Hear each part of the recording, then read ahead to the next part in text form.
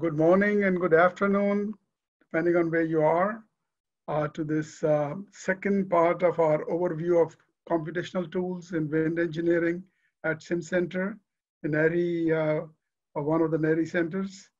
My name is Ahsan Karim and I'm from University of Notre Dame. And we'll catch up from where we left yesterday. Yesterday, mostly it was database-enabled stuff. And today we'll jump into introduction to CFD and how we conduct our studies using this particular approach. One thing I forgot yesterday, which I should have emphasized, that many of you are faculty members and or going to be faculty members soon. So these computational tools are not only for research, but also for educational use. For example, those of you who are teaching wind engineering class, or structural dynamics class, environmental fluid dynamics, or designing for extreme events. This would be a very good tools you can introduce in the class without students in the class to be programming some of the complexities which are involved with that. So I thought that I put that right up in the front. So going back to the slide we started from yesterday, but today we'll just look at the red part here at the bottom. But before I go that, even this database enabled at this stage, it looks rather limited because the number of buildings in the database is rather limited. But in the future, as I said yesterday, there is hope that CFD will complement those databases. And also there are many more wind tunnels than they used to be, and people are doing data testing. And one more thing is that we don't have to have exactly every building the one which you are analyzing in the database. If there's some close by, then I think we could use these machine learning tools, particularly surrogate models, which to help us interpolate in between the two building shapes which we are considering. So with that background, we are going to jump into CFD. And the emphasis today would be on basics and then inflow simulation. When I started my wind engineering studies at that time, the biggest emphasis in the wind tunnels used to be the generation of inflow conditions for your model. We are putting different types of surface roughnesses, spires, trip walls in order to trip the boundary layer in the wind tunnel. And that was also an art because you have to model the turbulence intensities, their profiles along the height and the width, and as well as the length scales of the turbulence have to be properly scaled, otherwise the result won't. So it was very, very active area, and I see that it's almost mature now. But the same thing is for CFD.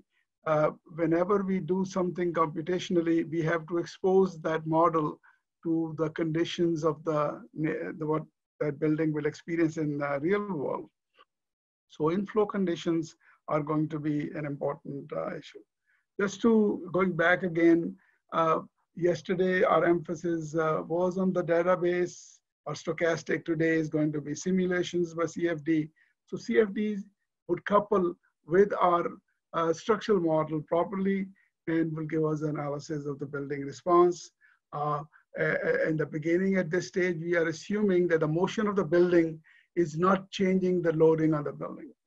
But we have the software which is in the development of final stages in which we could have building also vibrating and changing the aerodynamic load. So those of you who are interested in aeroelasticity and also motion-induced effects, they will be able to take care of that. Hopefully soon we'll have a webinar talking about that one. So coming back to basic CFD, in principle is the most effective means of overcoming some of the challenges it combined with advanced data analytics approaches has the promise to provide data with great details that are not possible with limited accessibility of sensors and experiment. All of us who have done experiments in the wind tunnel, we have limitations where we can put our hot film probe in there because that can disturb something which we are trying to measure also.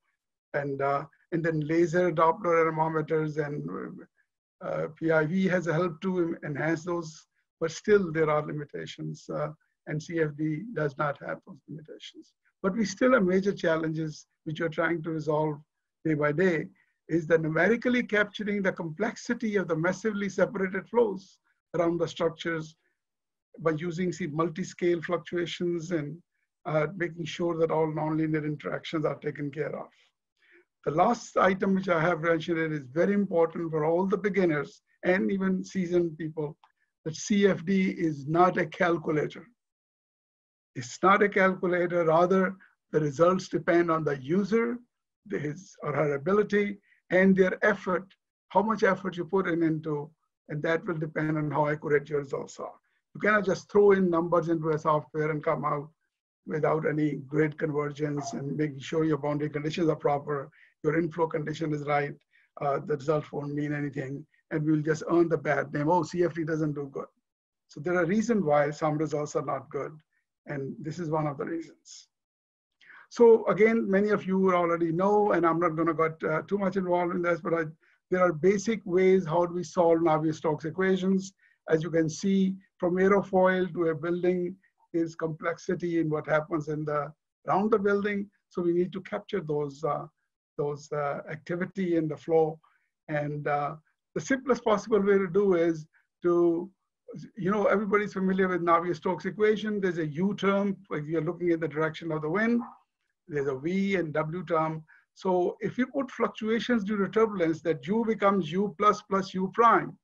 And then when two terms of U and delta U by delta T or delta U by delta X multiply with each other, that adds a nonlinearity in there. And then those of you who are more familiar with that, you will see that there's a closure of the model you have to do with that. And the easiest closure model, because we can average the entire domain, and that is called Reynolds average Navier-Stokes equation. The good thing about these is these are very fast to run, but the trouble is they're good for average quantities. Whenever in a civil engineering application like this we are seeing on the top, the yellow one, the flow has separated. So once the flow separates, RANs have limitations in capturing those. The next stage comes that we have large eddy simulation. And I'll give you here the example. There's so many eddies in our domain. We can, but we don't want to because of the computational demands. We can only capture the lower scale, smaller scale. Let me bring my arrow here. It disappeared somewhere. Okay, here it is. We can capture the larger scales, and the smaller scales, which are you're seeing in the behind with gray, we can model like we did in RAN's case. So this is very similar to like partial turbulence simulation and wind tunnel, that you take care of certain part and not the other part. And I think it is the other way around in LES as what is done in the wind tunnel. And those of you who are looking in the spectral representation, here is the total energy. In case of RANs, we resolve nothing, but all the resolution is done through the model, which is shown here. In case of large eddy simulation, this is the total energy, but we take a cutoff somewhere that below that we are going to resolve numerically, and above that we are going to model them and some of that. If we have tremendous computer facilities, we don't have to. We can move this our cutoff point all the way to dissipative scales, and we don't have to model it. And then that becomes what is called direct numerical simulation. Just there are some competition coming also from latest Boltzmann equations and other particle methods which are competing, and hopefully in the near future we'll see other methods other than basically the Navier-Stokes equation-based methods. So this is just an equivalent of a wind tunnel. Here is my wind tunnel. In the middle, I want to make sure that I want to capture everything, what is happening there. So we have to have the grid resolution is very important, especially when we are near the body. We already talked about turbulence models, which we are going to use. And this is the goal. We have all these flow structures capture. We need to have the inflow boundary condition, lateral boundary conditions, outflow and inflow conditions, which Jay will be talking in a minute. So here's a summary of what needs to put together, and you are probably mostly quite familiar, and I won't go through the details of each one of them, but these are the steps one needs to make before you get the analysis done. The last one the verification and validation is very important. And although I've tagged the uncertainty quantification in there, but as was yesterday mentioned, that without quantifying uncertainty, our results don't mean much. So if we are comparing the wind tunnel with the simulation, we should ask the wind tunnel people to show us your uncertainty analysis and compare that with the wind tunnel here. Okay. So today, mostly Jay will be talking about inflow conditions, what comes into our domain when we are trying to analyze the structure. And here is example of from the top, and here is the isometric view of the same thing. And I won't go into the details of all these methods. He will talk to you about it. But we have also tried something which might become in the near future, the use of GPUs, because they're very fast, and we have developed some inflow conditions using GPUs as well. If somebody is interested, that's an area to pursue. And again, I won't go dwell into too much in this one. Fluid structure interaction. Now, this is what happens in this case, that we got a domain, fluid domain grid, we got solid structure grid, and then both grids are going to be moving also. So that we have to take into account how to do that. So there are various methods. One is a fully coupled, which is quite demanding. And then there are some alternatives, a partitioned approach or sequential coupling approach, which helps to pass the data back and forth between the fluid domain to the structural domain. So with this slide, I will end, and I will have our Dr. Jay Wei will be presenting his details about the inflow condition. Hello, welcome to join the SimCenter tool training workshop. I'm the presenter today, and I'm going to introduce the Turbulent Inflow Tool, TINF, which is an independent software embedded in VUQ. In computational wind engineering, generation of inflow turbulence is of great importance for the accurate evaluation of wind effects on structures. The aim of developing TINF is to help researchers generate a fluctuating velocity field at the inlet of computational domains. The generated turbulence should satisfy a number of properties and conditions. More specifically, it should be spatially and temporally correlated, possess the prescribed Reynolds stress tensor, integral length scales, correlation, and spectral functions. Moreover, it should satisfy the governing equation of the fluid and vary smoothly in space and time. Within our knowledge, there isn't an ultimate method which can meet all these requirements for all types of turbulence. So TINF tries to present the latest method available for users to choose from. Several approaches have been proposed for this purpose in literature, which can be classified into three categories: precursor database approach, recycling approach, and a synthetic approach. The precursor database considers a two-stage simulation, which includes a parent simulation for the incoming wind stream to the zone of interest, and a main simulation for the zone of interest. The recycling approach, on the other hand, combines the two-stage simulation of the precursor database approach together. In these two approaches, the turbulence is obtained from the solution of the flow equations. So they are in general computationally more expensive. In comparison, the synthetic approach generates turbulence artificially. Therefore, it offers a more practical and a relatively efficient way for turbulence generation, and is therefore chosen as the approach considered in TINF. Several methodologies have been proposed for synthetic approach, including the digital filtering method, the synthetic Eddy method, also may be known as the turbulent spot method, and the random Fourier method. These methods mainly differ in how spatial and temporal correlation of the synthetic turbulence are achieved. The digital filtering method and synthetic Eddy method account for the spatial and temporal correlation directly through correlation function, while the random Fourier method achieves this goal through self and cross spectrum. The basic idea of the random Fourier method is to model the turbulent velocity field through the superposition of random Fourier-based functions. It can be further classified into three categories, which are the weighted amplitude wave superposition method, the spectral tensor-based method, and the random flow generation method. These methods differ in their capabilities of modeling prescribed correlation and delivering divergence-free turbulence.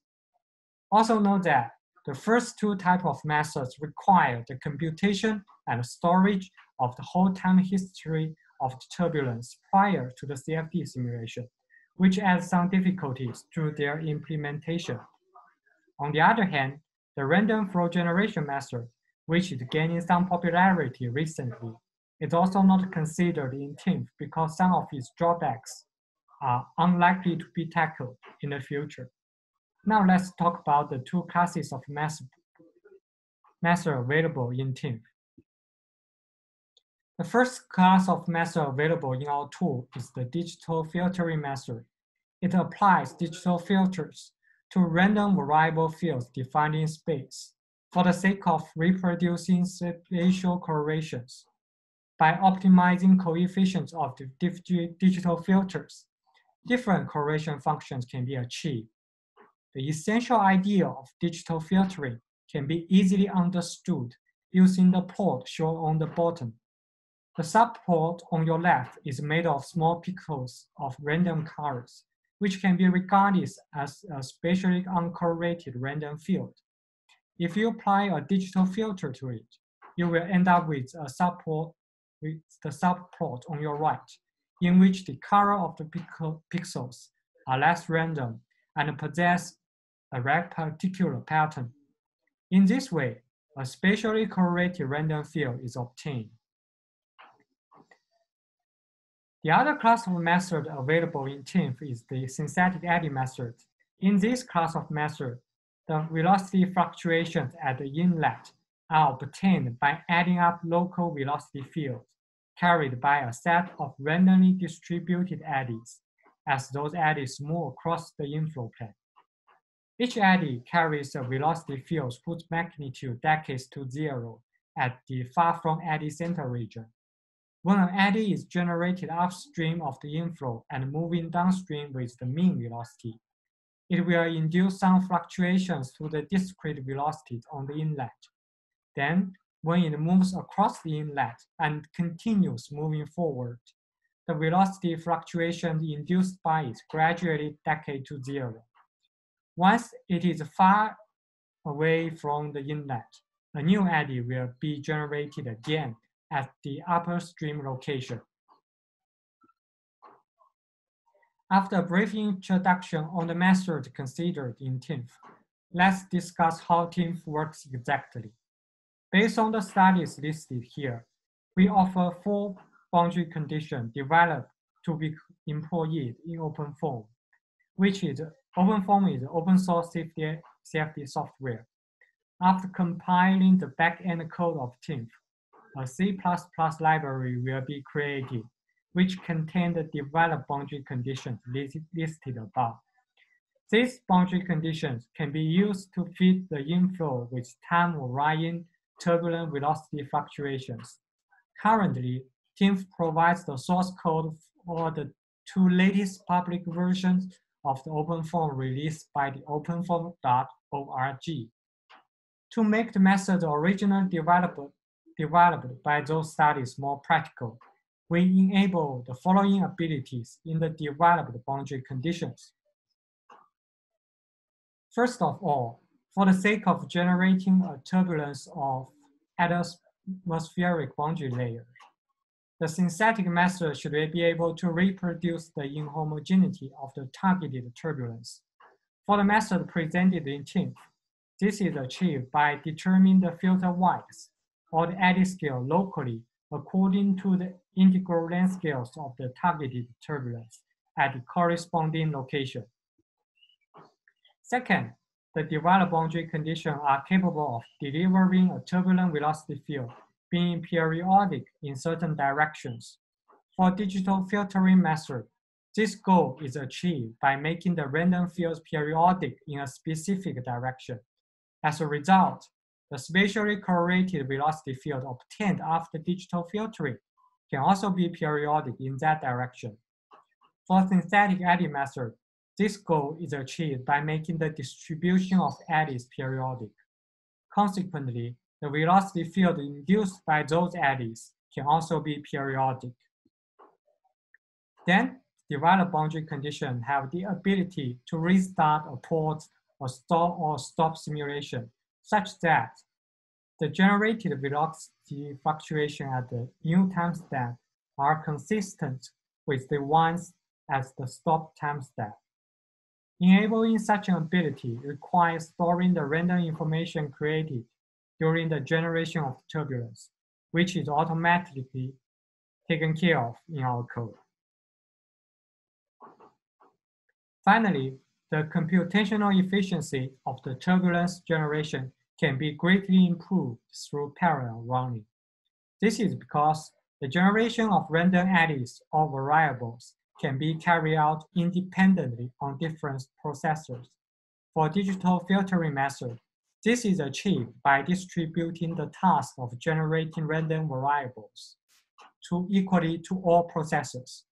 For synthetic eddy method, each processor takes care of the generation and the convecting of the eddies within its subdomain. As mentioned earlier, the backend of TINF provides some custom developed boundary conditions for velocity. To implement those boundary conditions during a CFD simulation, there are several files needs to be modified or created accordingly in a typical OpenFOAM case project.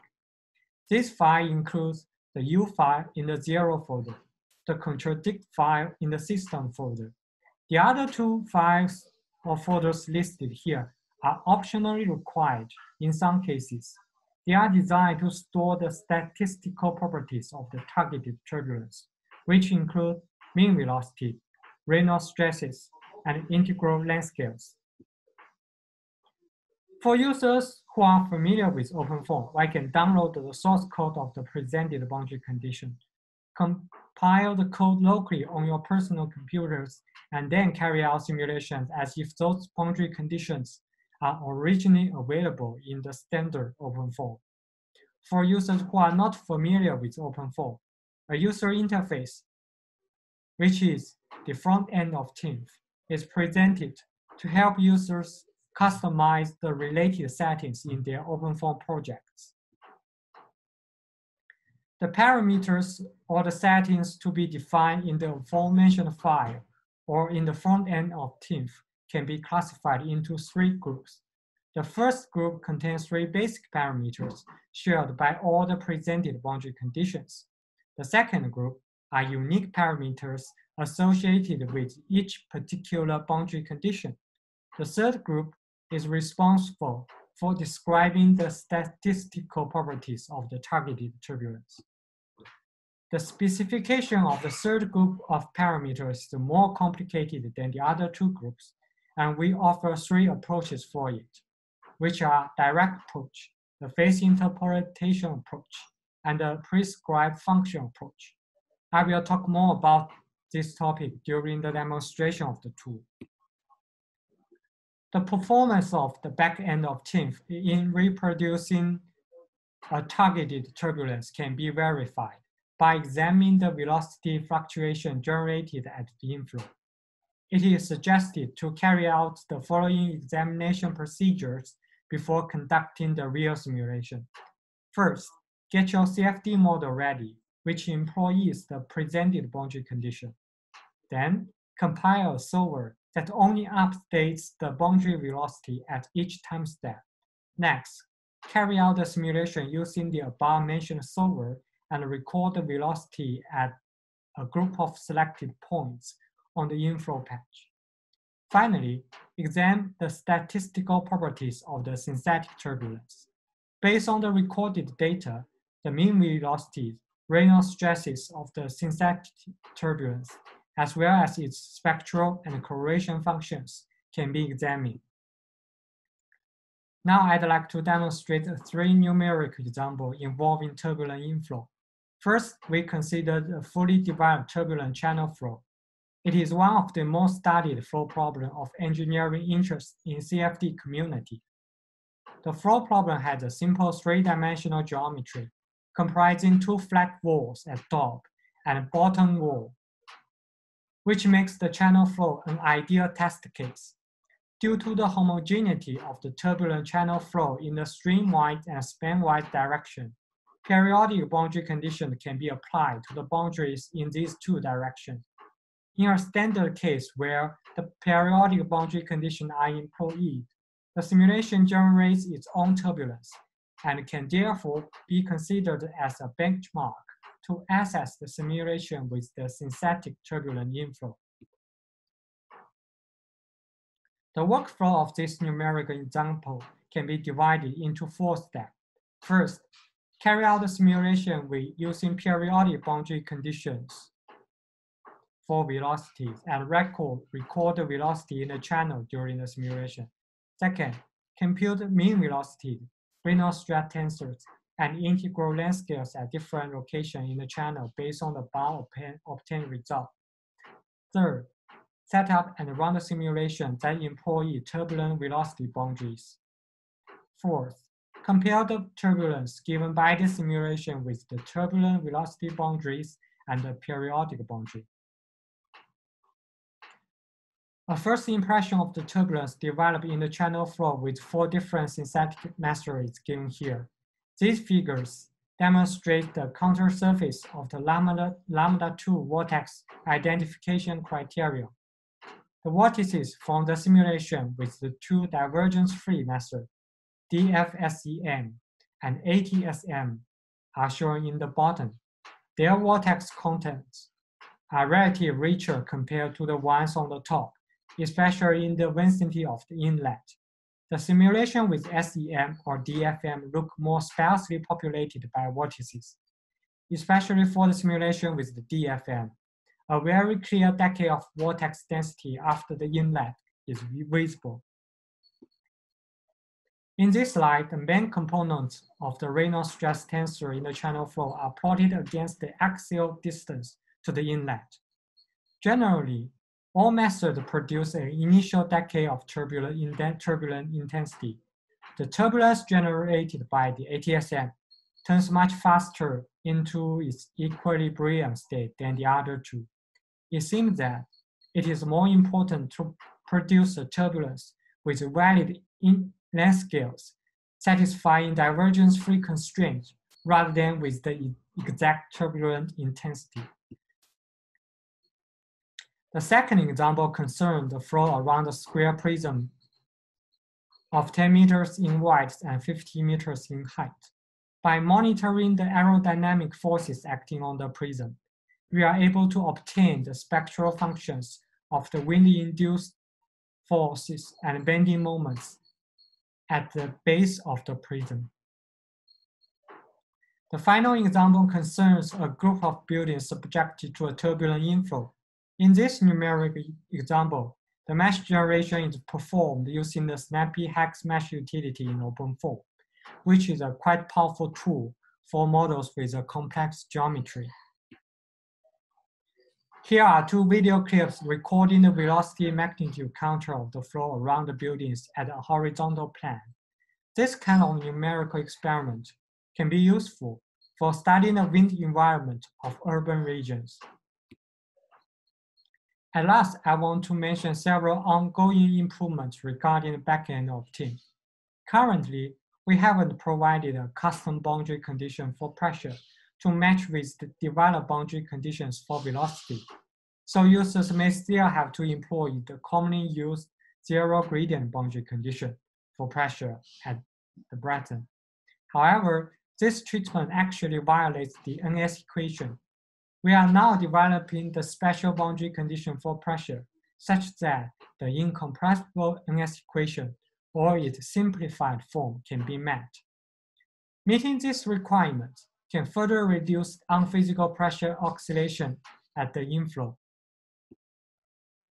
The second ongoing improvement focuses on adding more Eddy types to SEM or filter time to DFL, which will continuously enhance the performance of methods available in TINF. The third one is allowing the plane at which the turbulence being generated to be placed inside the computational domain. Since the intensity and the correlation of the synthetic turbulence decays as convecting downstream in most cases, placing the turbulence more adjacent to the structure means less decays when it reaches to the structure. Finally, I'd like to talk about the choice of prototype and scale model when preparing for CFD models. Unlike the wind tunnel experiment, numerical experiments are not limited by the size of the model. So you can certainly use the prototype model for your CFD simulation. If the fluid considered in your CFD model is identical to air, you will most likely end up with a large Reynolds number.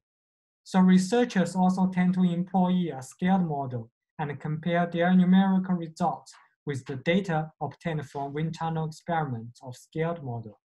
Ideally, once the length scale is settled for a particular scaled model, the velocity scale should be determined through the similarity requirements in Reynolds number, making sure that the wind tunnel or CFD model has the same Reynolds number as that of the prototype.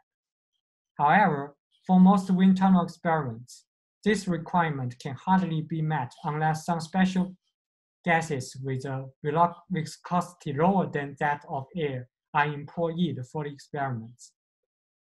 In addition to the similarity requirements of Reynolds number, there are other requirements concerning Froude number, Strouhal number, which may be thought to be satisfied during the practice. This affects the determination of the velocity scale. For the generation of the inflow turbulence subjected to a scaled model, the length scale and velocity scale should be used to determine the mean velocity magnitude, Reynolds stresses, and integral length scales of the scaled model.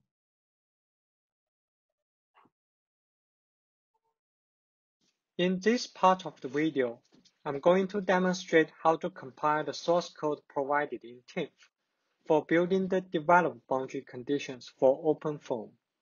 The source code is located in the folder with the name OpenFOAM code inside the SimCenter Turbulence Inflow Tool repository on GitHub. In this folder, you will find another two folders with the names OpenFOAM 6 and OpenFOAM 7.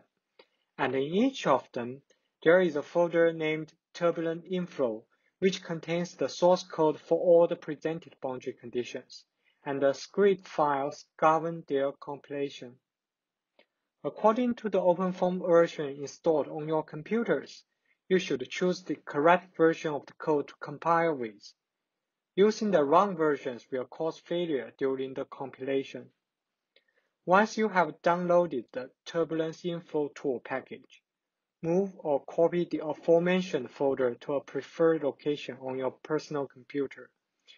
Before we proceed with the following steps, please make sure that the OpenFOAM has been correctly installed on your computer. Now, open up a terminal and go to the Turbulent Inflow folder, which contains the source code we mentioned, using the cd command.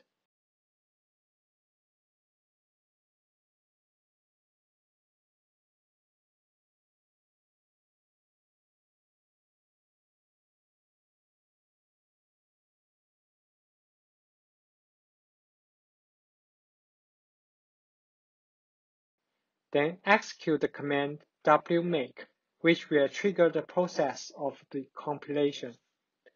This is going to take about 30 seconds to finish.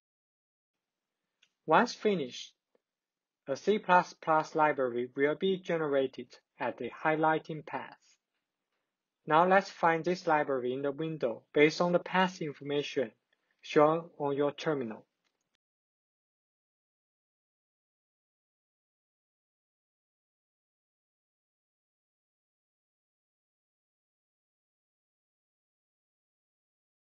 It should be mentioned that the compilation only needs to be done once for a specific version of the code. You can copy the library file to other computers or servers if you want to employ the boundary condition contained in it on those computers. After a quick demonstration of the compilation, I'd like to run a few test examples provided in tutorials folders of the TINF repository. Before you run the tutorials, it is helpful to download the documentation of TINF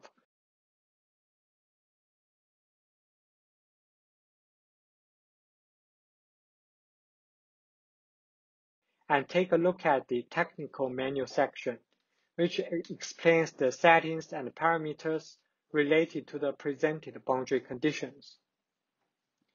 To check if the presented boundary conditions work properly and examine their performance in reproducing the specific statistical properties without spending too much computational effort, it will be helpful to consider a fluid solver that only updates the velocity at the boundaries without solving the flow equations.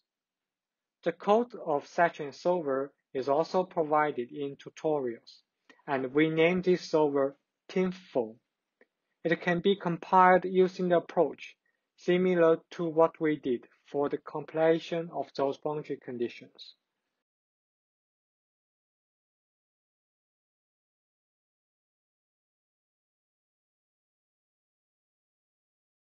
Once finished, an application will be generated at the highlighting path. Now let's try this homogeneous turbulence example first. The files in it are very similar to a standard OpenFOAM project. The 0 folder contains the files storing the values of various flow variable fields at a specific time instant. The constant folders contains the file specifying some constant settings for the fluids under consideration, such as the viscosity coefficient and turbulence model. The system folder is the location where the file specifying the numerical settings can be found. For this tutorial, in which the presented turbulent boundary conditions are employed to generate a homogeneous turbulence at the inlet, the related settings mainly concern two files. The first one is the U file in the 0 folder, in which the values of the velocity field and its boundary conditions are described. Now, let's focus on the boundary condition defined for inlet. Currently, it employs the presented turbulent ATSM boundary condition.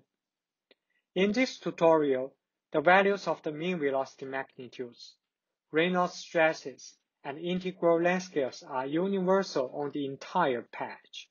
Therefore, it is convenient for us to specify those values directly with the entries U, R, and L in the highlighting scripts. We also provide the settings considering the other presented boundary conditions for your reference.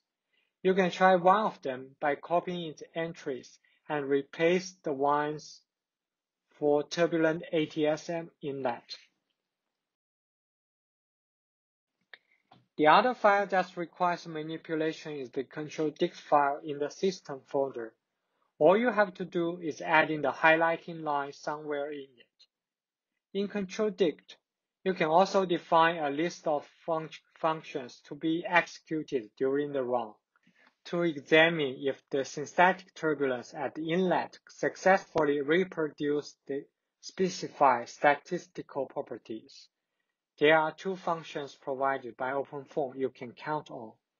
The first one is the field average function, which is capable of calculating the mean and variance of the fluctuating velocity of the whole computational domain, including the boundaries. The second one is the patch probes, which allows you to record the velocity at some prescribed points on a selected patch. Also note that you can define all the points you want to record in a single group of patch probes, or you can divide them in multiple pools. In this case, we have 4 groups.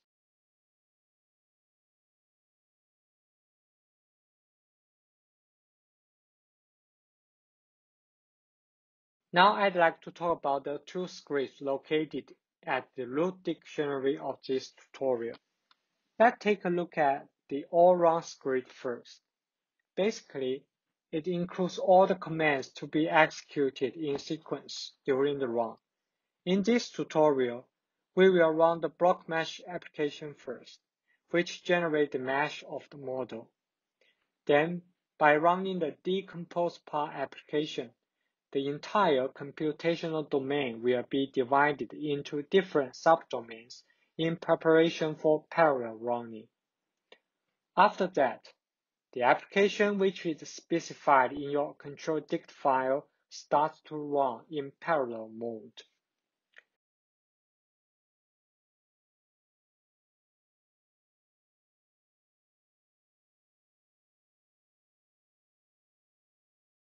Once finished, the reconstruct part application will combine the results obtained for different subdomains together, and this ends the all-run script.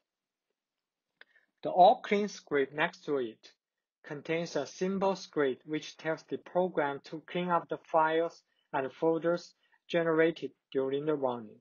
Now, let's try to run this tutorial. Back to the terminal and go to the root dictionary of it using the cd command. Then execute the all-run script by typing /all-run and press enter. In the terminal, you will find messages indicating the status of the running. First, we have the block mesh, then it goes to decompose part. After that, the application TIFFOAM starts, which takes a while. In the meantime, there are several log files being generated in the root dictionary. In the log file of block mesh, you will find the information concerning the mesh generation process. In the log file of decomposed part, you will find how mesh has been divided and passed to different processors.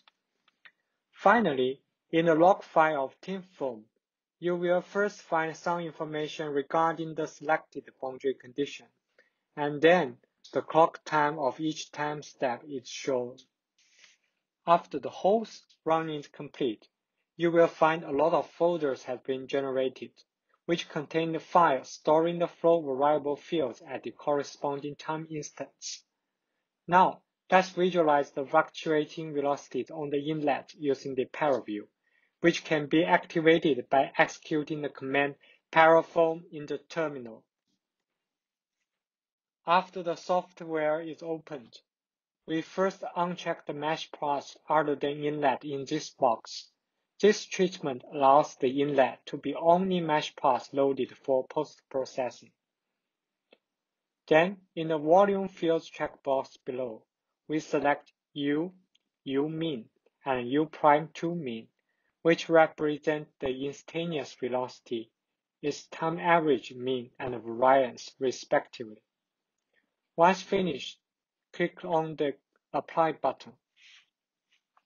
To check the instantaneous velocity at different time instants, we select U from the options provided in Toolbar.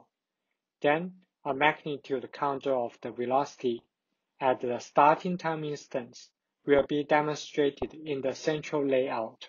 We can check other time instants by clicking the Play button on the toolbar.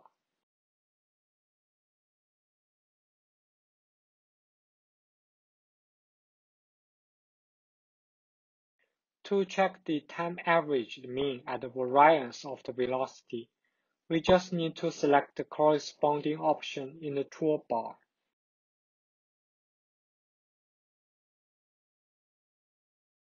Since the time duration considered in this tutorial is very short, you will find that the time averaged mean and the variance of the velocities are not yet uniform on the inlet. Now, let's quit the software and go back to the root dictionary. You will also find a folder with the name post-processing in it. In this folder, you will find another 4 folders, which correspond to the 4 groups of patch probes defined in the control dict. And in each one of them, you will find a file storing the time histories of the 3-component velocity vector at the selected point. The only issue to be concerned with is that the content in this file is not presented nicely, so you may need to write a Python script or MATLAB script to reorganize the data in it to a better format.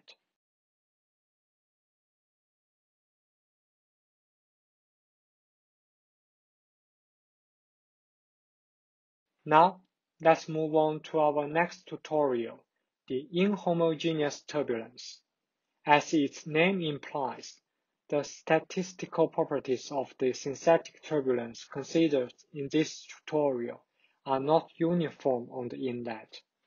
Since their distribution may not be described by some simple functions either, it is good to employ the phase interpolation approach for the determination of those properties. In comparison with the former tutorial, the related entries are not defined in the U file, but provided in a folder with the name boundary data located in the constant dictionary. Inside this folder, you will find another one whose name follows from the name of the inlet patch. Inside the inlet patch, you will find 4 files in total. The files U, R, L respectively stores the mean velocity magnitudes, Reynolds stresses, and integral length scales at a group of selected points, whose coordinates are defined in the file points. It should be mentioned that for phase interpolation to work properly, the points specified here should be able to define a single plane. That's all we want to talk about for this tutorial, since other settings are identical to the first one. Similarly, we can run this tutorial using the all-run script and visualize the results after the running using ParaView. Now, let's accelerate the video for you to get rid of the waiting.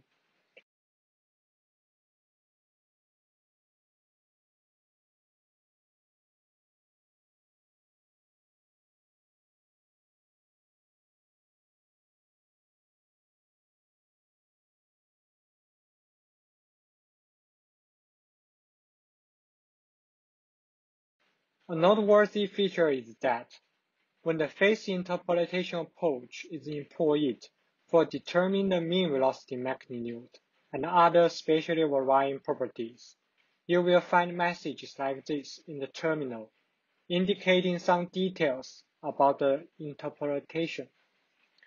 Now, let's move on to the third tutorial, wind around building unsteady. In this tutorial, the statistical properties of the synthetic turbulence at different locations are determined by some prescribed functions. This corresponds to the situation often encountered in a wind engineering, where the turbulence subjected to a given structure is often determined by some code standards. To use the prescribed function approach, you first need to add these 3 entries in the U file.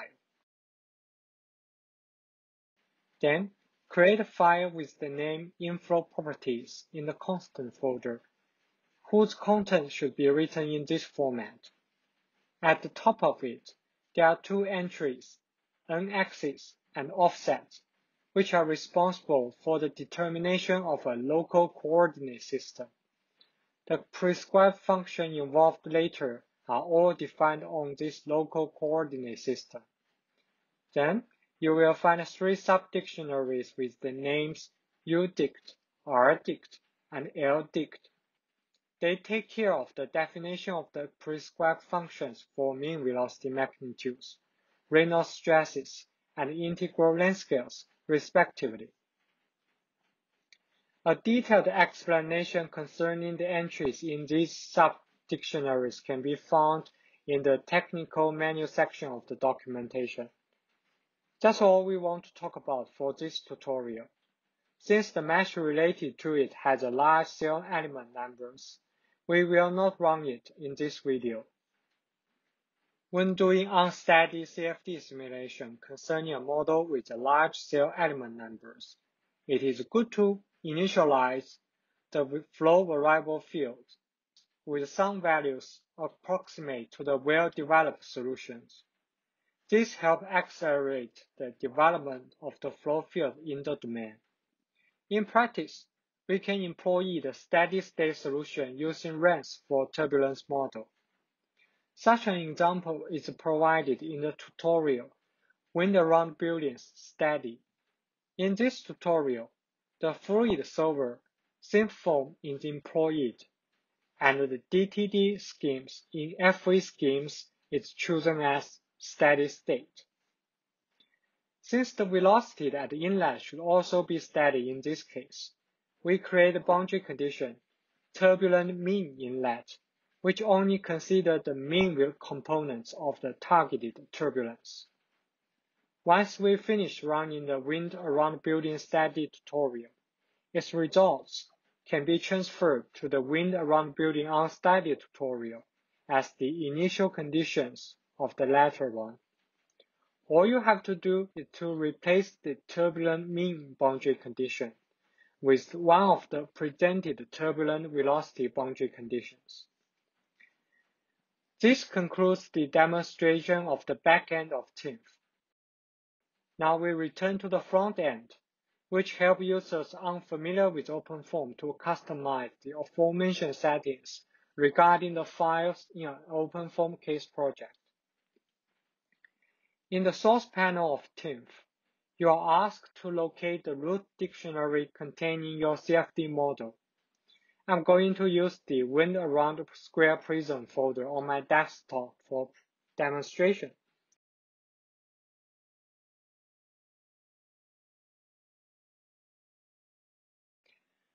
Once the path has been located, the names of all the patches in your model will be displayed in the tabs on the bottom, from which you should choose the correct one to impose the turbulent velocity boundary condition. In this case, I'm selecting the inlet patch. In the parameters panel, you are first asked to choose the synthetic method and specify several settings related to the chosen method. When the checkbox Determine parameters through interpolation is checked, the phase interpolation approach will be enabled for determining the aforementioned statistical properties of the synthetic turbulence. As a result, the parameters below the method selection region will all be disabled, since they are all responsible for determining the statistical properties of the synthetic turbulence using the prescribed function approach. When you leave the Determine Parameters Through Interpolation checkbox unchecked, you are then allowed to specify the parameters below.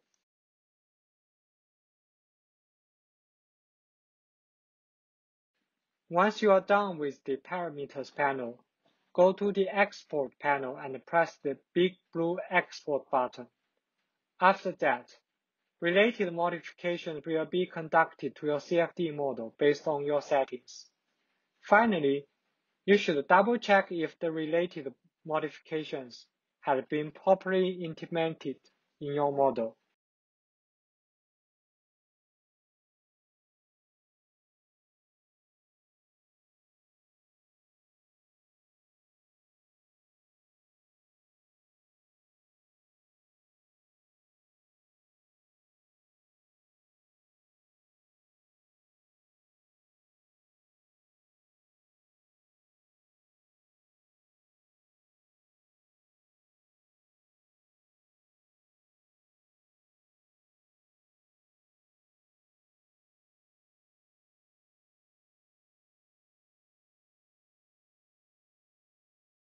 Thanks for watching this video. If you have any other questions regarding the TINF, please leave a message on our forum. Okay, Jay, can you share your screen?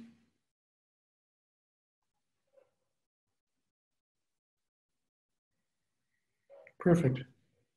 So Hassan, while we wait for Jay to join, there's a question for you, I think. Thank you for the presentation. And in comparing LES and RANS, what is the difference between numerically resolving and directly modeling? In Dr. Wan's presentation, the first slide, what is the difference between the steady flow and the turbulent flows? That might be difficult. Oh, so Jay. Okay. Steady flow is the one in which you just have the mean flow. You don't have any fluctuations on that one. As you add fluctuations, they have to comply with certain requirements of turbulence. And that's what creates all these methods which should satisfy the Reynolds stress, the power spectral density, the correlation function. And while we do that, we violate the divergence free, which is required for the fluid mechanics, because we can stochastically simulate something, but once we throw that into our domain, they don't get along because we have a synthetic stuff which does not have, which has a divergence, but it should be divergence free. So one has to match that, and that's where these methods become more complicated, try to take care of the stochastic part as well as the fluid mechanics part of it. Regarding the first question, that the difference between large eddy simulation and the Reynolds averaging methods, in most of the separated flows, the results can be drastically different, especially the Reynolds averaging is not capable of capturing those recirculating regions which are in the flow, because it averages out. So once you averages out, all those fluctuations are mostly gone. And instead, we use a model. So unless your model is very, very sophisticated, and there are people who are trying various versions of RANS also, which are getting a lot of improvement. And there is also these scalable simulations in which you combine different approaches to come up with them. But this is an area which is a challenge because we all wish that we could do it with RANS. And that's why there are some approaches in which we are using this multi-fidelity surrogate modeling, in which we try for certain regime. So we use a RANS simulation and also the LES and try to develop a connection between the two. So in future, for similar class of problems, one can only run RANS, but get the quality of results which are comparable to LES. I'll be happy to talk to you more later offline if you wish. Jay, I think looks like you're back. Thank you, Hassan.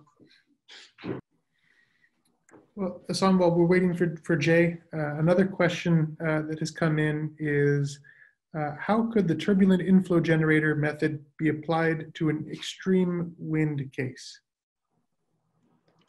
Oh, that's an interesting question. You have to simulate a very large number of those because, you know, we have wind every day, but every day we don't have the extreme. It's once in a few years we get that opportunity that the extreme wind comes. So there are ways to accommodate those. But if you want to capture the structure of flow in those extreme events like a thunderstorm or a tornado or a hurricane, then you have to have a specialized inflow condition. And the work is going on in that area also, where you use sort of a nesting of grids in which on a larger grid, you are trying to simulate those meteorological events and then downscale them or mesh them with the model scale to do that. But that's an interesting question. This one won't give you provide the input that this is the mean wind speed, and it will simulate similar corresponding conditions. If you keep on simulating for a very, very long time, you may hit a peak, but that will be a statistical peak based on that particular type of wind environment. Extreme events have to be treated separately. So the question is, I want to know if the turbulent inflow tool could be applied for a real scale simulation. For example, the domain size is 100 meters by 100 meters by 100 meters. And how do you set the input parameters such as the turbulent integral length scale? That might be a very specific question. Hopefully it's clear enough. Yes, it is. you got now, you want to simulate inflow conditions. So you have to know your own basic input parameters. We cannot provide you the length scale. You have to have the length scale yourself for that particular. We have certain default numbers in there, but if you want to have a tailor-made, then you have to have your own prescribed values of the integral length scale, the velocity profiles. All they go is an input, but we have default values already in there for certain cases. And regarding your full scale domain, that's even great. You know, we don't have to have any scaling issues in that particular case. I hope I answered your question, but I'll be happy offline to communicate with you. You can send me an email or, thank you. It looks like Jay, are you here now? Oh, I think I saw his name. Jay, say something.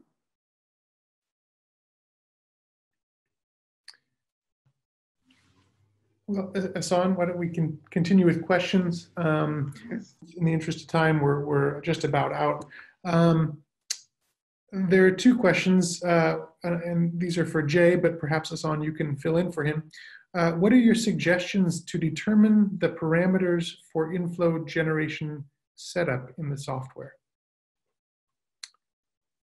I think these are, one quick answer would be the same questions you would have to answer if you want to simulate that thing, your experiment in the wind tunnel. So we are providing in the write-up some guidance as how to pick up those parameters. But as such, you want to simulate certain wind conditions, you need to come up with the parameters also. We can guide you. Mm-hmm. Okay. And is there any constraint for the CFD output using this software? In what sense? I mean, you can run it as long as you want and your computer allows you. Okay. Yeah. What output does it generate by default? And that might just be the OpenFOAM, default OpenFOAM. It just gives you 3 components. Okay. And then I think another question kind of comes back to the extreme wind inflow condition. And the question is, can you design some turbulent situations that correspond to an extreme wind gust? Yeah, I'm a big fan of boutique tailoring flows. So there are various things you can do yourself by putting some abnormal situation in there. And that can help you to generate those. For example, in stochastic, those of you who do stochastic studies, we do conditional simulation. For example, we add in a certain spike in the data based on some observations, and then do the simulation which is consistent with that particular spike. So these are, currently these things are not all in there. I mean, it is a major challenge what we have already presented. But I think as the time goes by and all other researchers get involved, people can advance the tool by providing provisions very similar to the one which are being asked. Yeah, eventually we have to go to extreme conditions. And I don't think we have in the wind tunnels even that capability yet, unless we go to specialized wind tunnels like Windy or any other simulator like tornado simulators. Okay. I see the 2 questions asked by Yan, and I would like to make more comments. Please. So the first question said that what are our suggestions to determine the parameters for the inflow generation? Well, so in the video I have showed the turbulent channel flow. I use the simulation with periodic boundary condition for velocity to generate a large amount of data, and then I use those data to get the mean velocity magnitude, the integral length scales, the Reynolds stress tensor. But when it comes to wind engineering problem, you may not have those kind of information. All you can do is like take the recommended value available in the code, all kinds of code for reference, or you can, let's say, if compare, use the parameters that published in journal papers which focus on the wind tunnel experiments. As for the second question, is there any constraint for the CFD output? So the boundary condition developed by us had certain output capabilities, but you can also output the velocities generated at the inflow using some function available in OpenFOAM.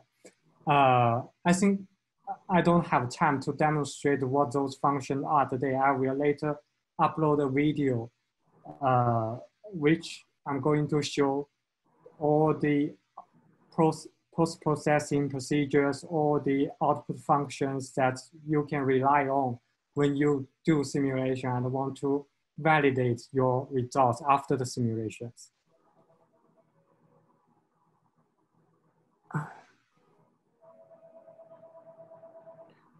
I think that's for now. Thank you.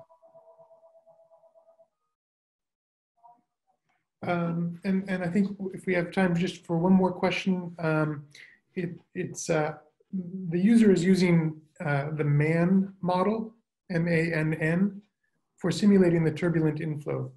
Do you have any comments on comparison of the MAN model with the TINF inflow generator? The MAN model, you mean the precursor database approach or the recycling approach?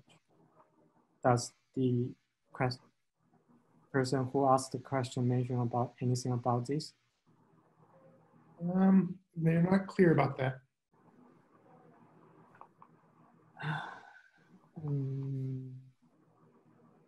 So if you divide this turbulence generation into two steps, first step you carry out you do an independent simulation which generate a bunch of inflow data. Then when you carry out the main simulation and find that you want to rescale your model, then the data you obtain using the original model doesn't apply to here. So it's using the synthetic approach will give you a lot of freedom. You can rescale your computational domain size whenever you want. But if you are doing a two-step simulation, one simulation for the generation of turbulence, one simulation for the simulation of the main model you want to investigate, you have to make sure that these two models are consistent. I think that's all for this question. Okay. Another question? Go ahead. Yeah, I'm watching this. So I think the TINF, if you download the latest TINF program from the GitHub and compile it, which the latest one will have 4 boundary conditions available. And it is shared on the GitHub already. May I join in here? It's Peter. We should be able to release one this month. It's minor touch-ups and checks for a new release. So if you don't want to worry about compiling it yourself, give us 2 or 3 weeks and it's going to be on design safe.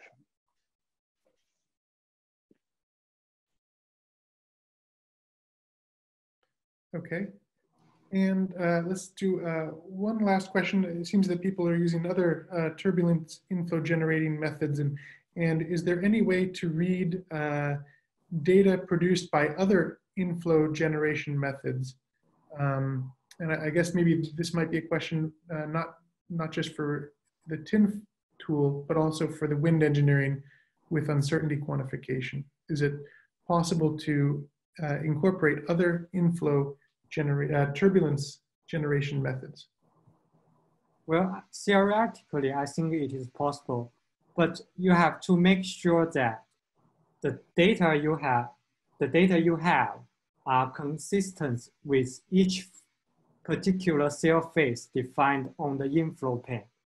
That means you may have to reorder your data in certain sequences such that when they are feed into our model, it is consistent. Your velocity fluctuation data at a certain point will be placed in the right position on the inflow plane of your computational domain, and that may be I think that's maybe the main obstacle if you are going to implement this approach. Okay, well, thank you very much, Jay and Hassan, for answering the questions and for your presentation this morning. Very informative. To the attendees, thank you very much for your questions and for your attendance. And I think this wraps up the day 2 of our wind engineering simulation capabilities at the SimCenter kind of overview tool training of both WeUQ and TINF. I appreciate your participation. Thank you very much.